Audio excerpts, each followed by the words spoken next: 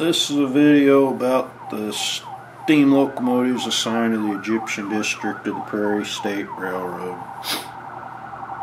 The whole roster was renumbered in 1946.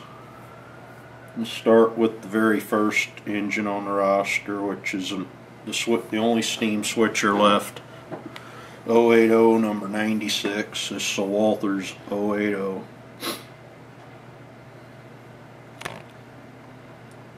It'd be used probably at the Mount Vernon yard. Occasionally it'll be in local service. Next engine on the turntables, 440 number 100. Right now it's still factory painted Boston and Maine 954.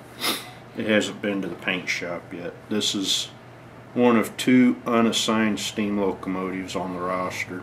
This is a public relations toy. It more or less boils water. Gets used when the railroad needs. It's more or less like the UP uses the 844 nowadays. This is our version of that. It'll spend most of its time in the roundhouse at Mount Vernon. It's the oldest locomotive on the roster, steam or diesel. Next engine on turntable is a 460. These are called Shawnees on the Prairie State. Built in 1906, it's basically the oldest freight locomotive on the roster. It's more or less a local service engine. It'll go between Mount Vernon and Marion. The grades aren't as bad there as they are south of Marion, so it'll do local freight to the north end of the railroad. Next on the turntables, the second unassigned steam locomotive to the roster on the Egyptian district. This is engine number 305, which is a 462 passenger locomotive. Most railroads call them Pacifics. We call them Sangamons, named after the Sangamon River up by Springfield. These were built for the USRA by Alco. This is the only one left in service. There'll be several more of them on the layout, but they'll be deadline fodder. This more or less protection power for the passenger trains. This first engine's the Prairie 262, built by Consolidated Mechanical Shops at Mount Vernon in 1928. There'll be 3 of these on the roster. I have all 3 of them on hand. They will use the tender behind the 080, which is sitting on the turntable behind it. I'll have to resin cast some of these tenders since Walther's doesn't sell them separately like Bachman does. Bachman's tenders won't work for what I want. These engines will be in light freight service, mine runs, local service. Next on the turntables, the 280 consolidation. The first 10 of these were built by Baldwin in 1911. The rest of them were built at the Consolidated Mechanical Shops in Mount Vernon in 1925. We'll have 3 of them assigned to the Egyptian district. More or less the Bachman Spectrum 280. I'll do a few minor detail changes to it. Other than that, they'll be used in freight service, mostly on local freights and some general freight.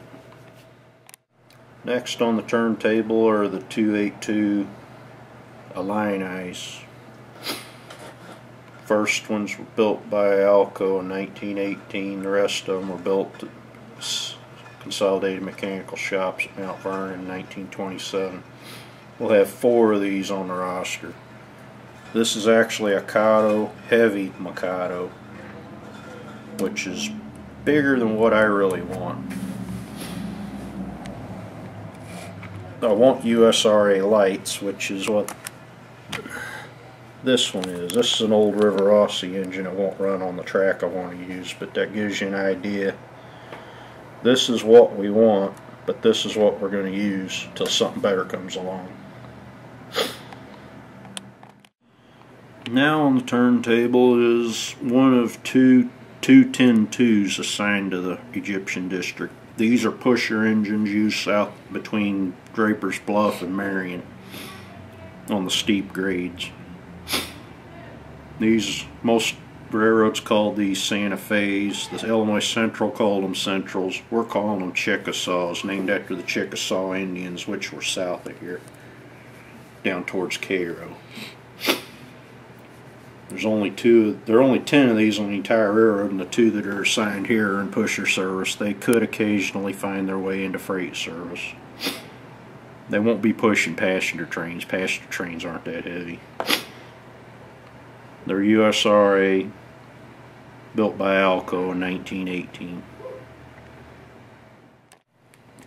Now we have the 482s. Most railroads called these mountains. The Prairie State calls them Ozarks because we're in the foothills of the Ozark Mountains through here, the area we're modeling.